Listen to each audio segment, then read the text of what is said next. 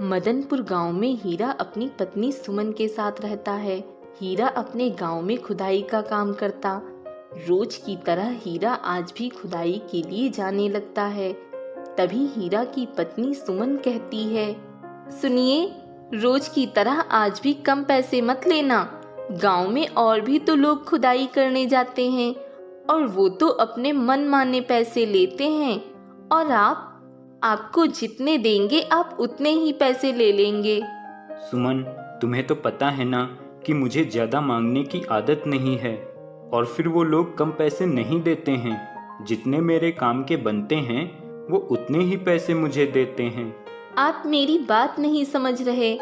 आप जितने पैसे लाते हैं उसमें घर का खर्चा चलना मुश्किल होता है। अच्छा ठीक है, मैं कुछ करता हूँ, तुम ज़्यादा परेशान ना हो। अच्छा तो मैं काम करने जा रहा हूँ। हीरा काम करने के लिए निकल जाता है। रास्ते में वह सोचता है, सुमन कह तो सही रही थी, इतने कम पैसे से घर का गुजारा करना थोड़ा मुश्किल तो है, लेकिन मैं भी क्या करूं? चलो आज जमींदार से कहकर देखता हूं, शायद मेरे पैसे बढ़ा कर दें। जमींदार साहब, क्या आप मेरे पैसे थोड़े बढ़ा सकते हैं? वो क्या है ना कि इतने कम पैसे से मेरे घर का गुजारा चलना मुश्किल हो रहा है। हाँ हाँ ठीक है, पहले तुम अपना काम करो, वो सब बाद में देखा जाएगा। इतना कहकर जमींदार वहां से चला जाता है। तभी वहीं खड़े भोला और राजू यह बात सुन लेते हैं और दोनों जोर जोर से हंसने लगते हैं। अरे हीरा, तुम्हें भला ज्यादा पैसे की जरूरत क्या आन पड़ी? अरे राजू, अगर उसे जरूरत भी होगी तो वो तुम्हें थोड़ी ना बताएगा। इतना कहकर दोनों और जोर से हंसने लगते हैं। हीरा यह सब देखकर उदास हो जाता है और फिर अपना काम करने लगता है। थोड़ी देर बाद जमींदार आता है और हीरा से कहता है, हीरा, तुम्हें यहाँ की खुदाई करने के बाद पीछे वाले हिस्से में भी थोड़ी सी खुदाई करनी पड़ेगी, और ये लो थोड़े से पैसे, आज रख लो और बाकी के पैसे कल ले जाना। हीरा कुछ देर बाद पीछे वाले हिस्से में खुदाई करने लगता है। लगता है आज घर जाने में शाम हो जाएगी, लेकिन ऐसे काम भी तो नहीं छोड़ सकता। हीरा यह सब सोच रहा था और खुदाई करते वक्त उसे कुछ नजर आता है। अरे ये क्या, जरा देखूं तो इसे, क्या है ये? अरे ये तो पतीला लग रहा है, लेकिन यह जमीन के अंदर, इसे जमीन के अंदर कौन रख कर गया होगा? तभी पतीले से आवाज आती है, मैं हूँ पतीला, एक जादुई पतीला। अरे ये आवाज, तो क्या तुम बोल रहे हो? हाँ, मैं बोल रहा हूँ क्योंकि मैं एक जादुई पतीला हूँ। बोलो हीरा, तुम्हें क्या चाहिए? मैं सब कुछ दे सकता हूँ तुम्हें, तो मैं तुम्हें उसका 2 गुना दूंगा, लेकिन उसमें से तुम्हें कुछ गरीबों में भी बांटना होगा। हीरा यह सब सुनकर बहुत खुश हो जाता है और उस पतीले को घर ले आता है। सुमन, कहाँ हो? जल्दी आओ। हाँ, क्या हुआ? अरे यहाँ आओ और ये देखो मैं क्या लाया हूँ। अरे ये तो पतीला है। हाँ, ये पतीला है, लेकिन ये सिर्फ पतीला नहीं बल्कि जादुई पतीला है। क्या, जादुई पतीला? लेकिन ये आपको कहाँ से मिला? हीरा सुमन को सारी बात बताता है। मैं इसमें कुछ पैसे डाल के देखता हूँ। हीरा पतीले में कुछ पैसे डालता है और वो पैसे 2 गुने हो जाते हैं। यह सब देख हीरा और सुमन दोनों बहुत खुश हो जाते हैं। मैं बहुत खुश हूँ, अब लगता है कि हमारी गरीबी के दिन गए। अब हम खुशी से अपना जीवन बिता सकते हैं। चलो इसमें से कुछ पैसे हम जरूरतमंदों में बांट देते हैं। हीरा और सुमन दोनों जाकर थोड़े से पैसे जरूरतमंदों में बांट देते हैं। इसी तरह हीरा पतीले में कुछ पैसे डालता और वह 2 गुने हो जाते और फिर जरूरतमंदों में बांट देते। धीरे धीरे हीरा अपने गांव में बहुत अमीर हो जाता है।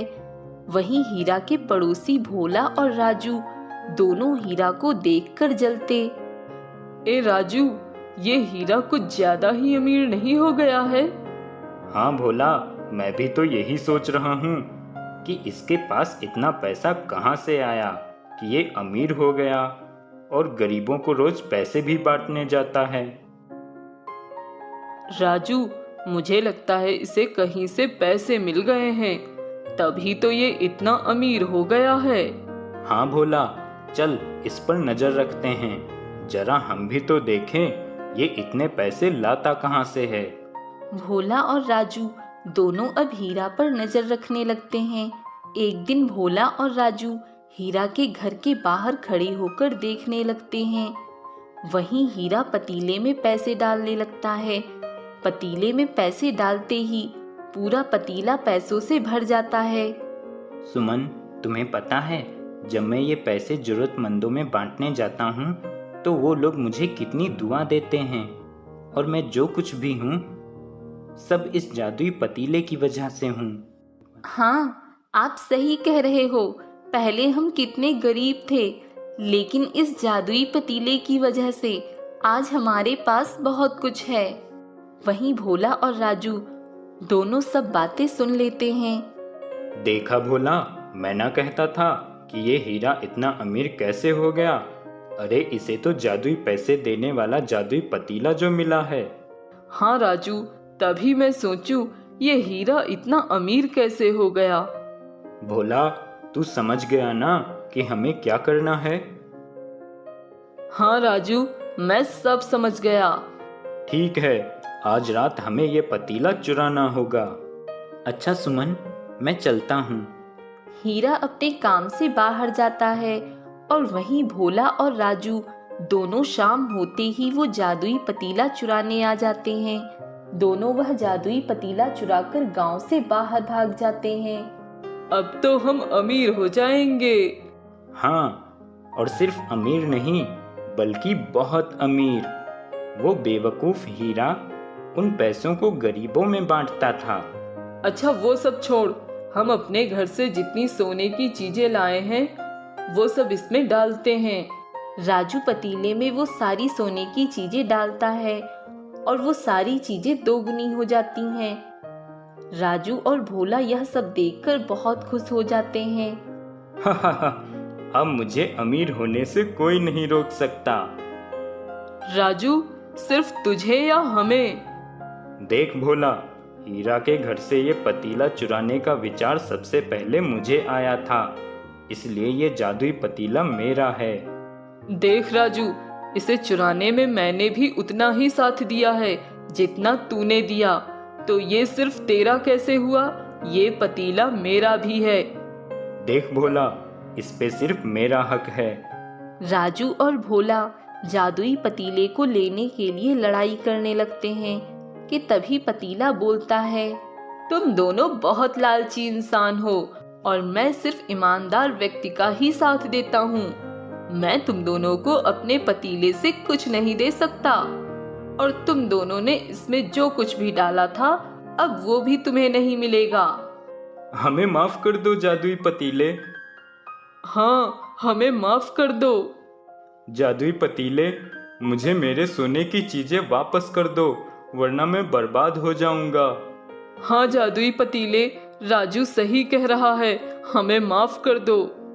मैं अब कुछ नहीं कर सकता हूँ, जो किया है वह तुम दोनों ने किया है। यह कहकर जादुई पतीला वहां से गायब हो जाता है। राजू और भोला दोनों रोने लगते हैं और उन्हें अपनी गलती का एहसास भी होता है।